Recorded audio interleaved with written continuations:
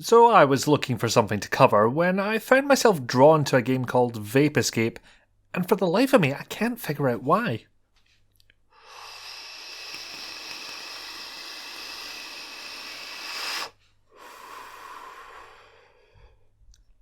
Oh, that's right, because it's free. Also, because I met one of the developers at AdventureX 2019 and they pointed me towards it. That was definitely a factor. This is a short game from developers Gamechuck, available on Steam, Windows only, for the mighty price of £9. Let's see what happens when we click the play option on this menu thing, probably a game or something, I don't know. We open on a spaceship, with a man in a captain's hat using a vape hookah looking thing that's connected to an ape's brain for some reason. Unfortunately, the captain goes a bit mad with it and passes out. And this is where gameplay begins, as an ape. An ape who's not fond of windows. They're not the most intelligent creature, as it happens, so they start fumbling around to get their bearings in their own apey way. And then things happen. That's really it in terms of story. The vape ape escapes, and there's not much more I can say. It's not a long game, one can get through it in about 10 to 15 minutes. Makes me think this might have been made as a promo for the developer's other games, such as All You Can Eat or their upcoming title The Heist. Not a bad way to do it really, since it's much easier to demonstrate the premise of these games than it is to explain it. Essentially, it's an interactive comic book. Now, we've seen things like this in the video game space before, such as with Mass Effect Genesis. Of course, that was less of a comic or game in its own right. Since Mass Effect 2 came out on PS3 and Mass Effect 1 didn't, this let you decide which major choices from the first game you'd enter the sequel with, whilst recapping the main plot beats for newcomers.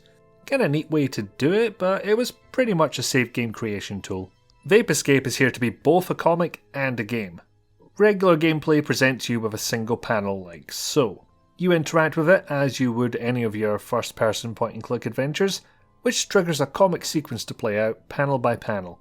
And sometimes your main character is in the shot, so it isn't really first person, I guess. Seems a bit random as to if and when that happens, but anyway. Again, something we've actually seen in video games before.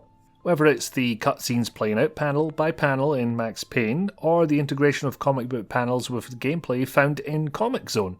Very different genres from both each other and from Vapescape, but interesting to point out, and a great way of padding out your script whilst showing off your video game historian credentials.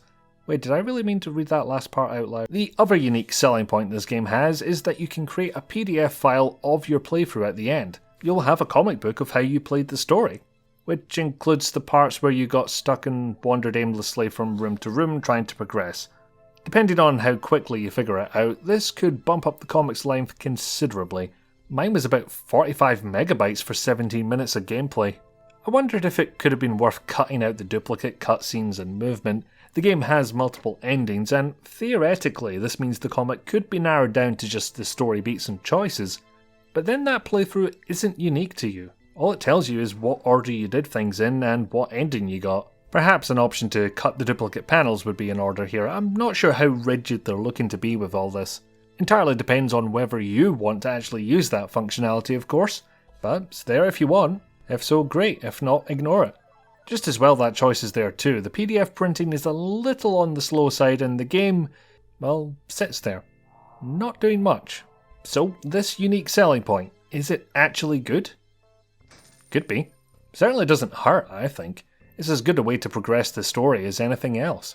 In that regard, it's not much different from something like Bad Dream Coma, where you don't directly see who you're controlling.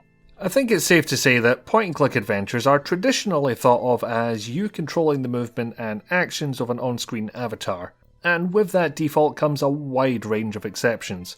An avatar with a directable companion character, an avatar who performs all the actions you direct them to do except for moving where you click. Seems specific, I know, but it's shown up more than once. First-person affairs where you don't see an on-screen avatar at all, that one time you didn't even have a face, the list goes on. So to bring this to an actual point, a comic book interface is as valid as any other, and I'm always happy to see an attempt at something unique. How the rest of this developer's fare will turn out, of course, is difficult to say. Vapescape features an object inventory puzzle, a dialogue puzzle, and some exploration. There's not a lot to extrapolate from here, but I could absolutely play a longer game in this style. Anyway, not a long video this time round. It's a free Wii game, and if you've got 20 odd minutes to spare, you might get a kick out of it. Or if you're that desperate to see a starship captain using an animal to vape. They never do explain how that works, I don't think.